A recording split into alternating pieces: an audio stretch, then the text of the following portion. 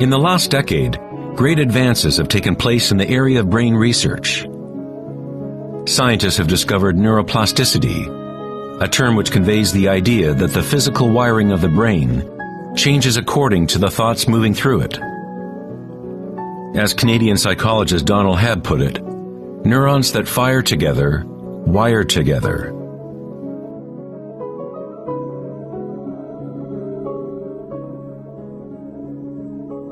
Neurons wire together most when a person is in a state of sustained attention.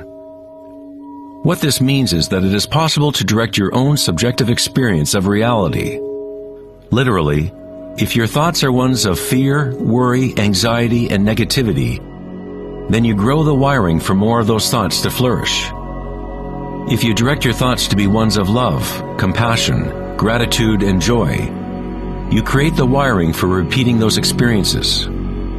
But how do we do that if we are surrounded by violence and suffering? Isn't this some kind of delusion or wishful thinking? Neuroplasticity is not the same as the New Age notion that you create your reality by positive thinking. It is actually the same thing that the Buddha taught 2,500 years ago. Vipassana meditation, or insight meditation, could be described as self-directed neuroplasticity. You accept your reality exactly as it is, as it actually is. But you experience it at the root level of sensation, at the vibratory or energetic level, without the prejudice or influence of thought. Through sustained attention at the root level of consciousness, the wiring for an entirely different perception of reality is created.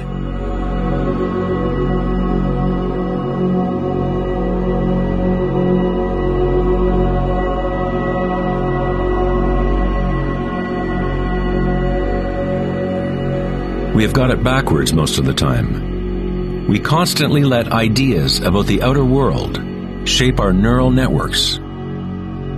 But our inner equanimity need not be contingent on external happenings. Circumstances don't matter. Only my state of consciousness matters. Meditation in Sanskrit means to be free of measurement, free of all comparison, to be free of all becoming. You are not trying to become something else. You are okay with what is. The way to rise above the suffering of the physical realm is to totally embrace it, to say yes to it, so it becomes something within you, rather than you being something within it.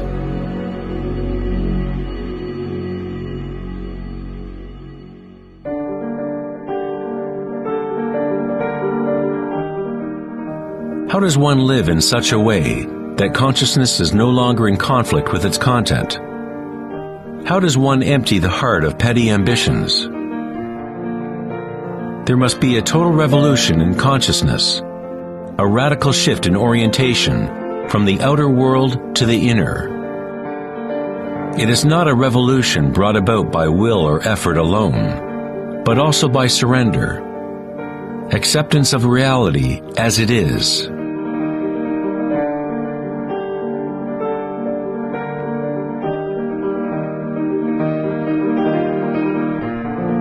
The image of Christ's open heart powerfully conveys the idea that one must open to all pain.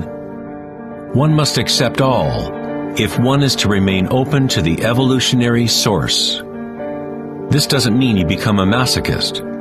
You don't look for pain. But when pain comes, which it inevitably does, you simply accept reality as it is, instead of craving some other reality. The Hawaiians have long believed that it is through the heart that we learn truth. The heart has its own intelligence, as distinctly as the brain does. The Egyptians believed that the heart, not the brain, was the source of human wisdom.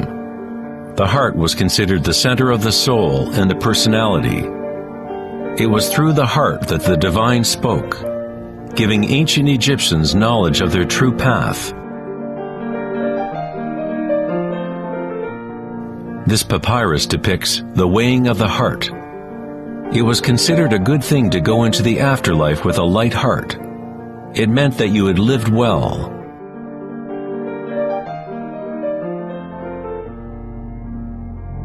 One universal or archetypal stage that people experience in the process of awakening the heart center is the experience of one's own energy as the energy of the universe.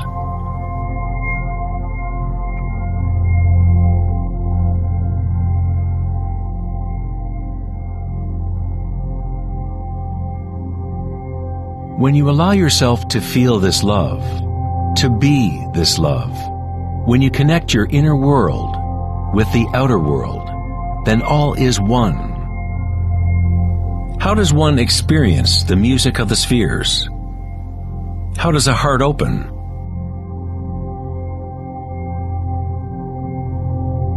Sri Ramana Maharshi said, "God dwells in you, as you, and you don't have to do anything to be God-realized or self-realized. It is already your true and natural state. Just drop all seeking, turn your attention inward, and sacrifice your mind to the one self, radiating in the heart of your very being. For this to be your own presently lived experience, self-inquiry is the one direct and immediate way."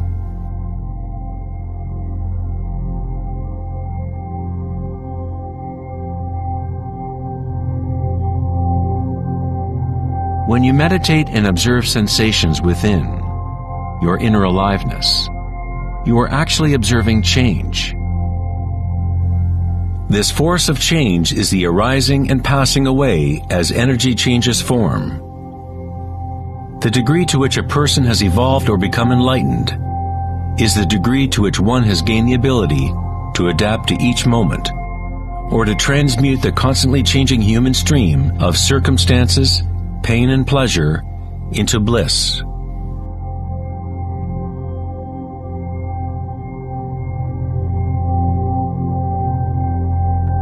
Leo Tolstoy, author of War and Peace, said, "Everyone thinks of changing the world, but no one thinks of changing him or herself."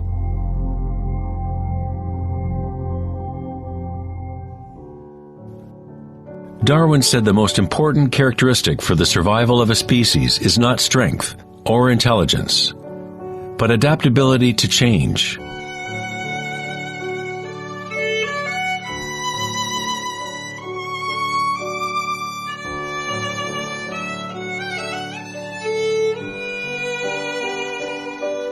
One must become adept at adapting.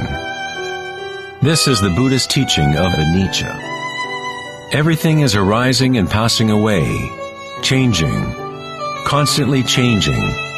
Suffering exists only because we become attached to a particular form.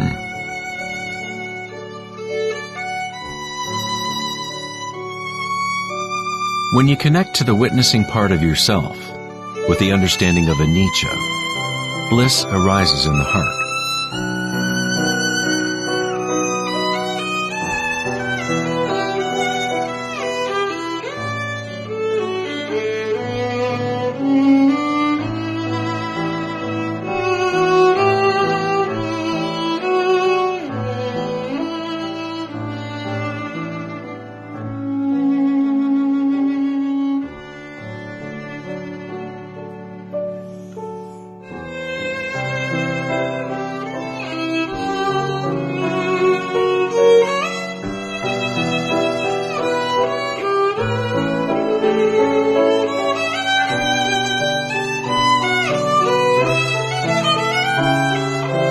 Saints, sages, and yogis throughout history unanimously describe one sacred union that occurs in the heart. Whether it is the writings of St. John of the Cross, Rumi's poetry, or the tantric teachings of India, all of these different teachings try to express the subtle mystery of the heart. In the heart is the union of Shiva and Shakti, masculine penetration into the spiral of life, and feminine surrender to change, witnessing and unconditional acceptance of all that is. In order to open your heart, you must open yourself to change. To live in the seemingly solid world, dance with it, engage with it, live fully, love fully, but yet know that it is impermanent, and that ultimately all forms dissolve and change. Bliss is the energy that responds to stillness. It comes from emptying consciousness of all content. The content of this bliss energy born of stillness is consciousness, a new consciousness of the heart, a consciousness that is connected to all that is.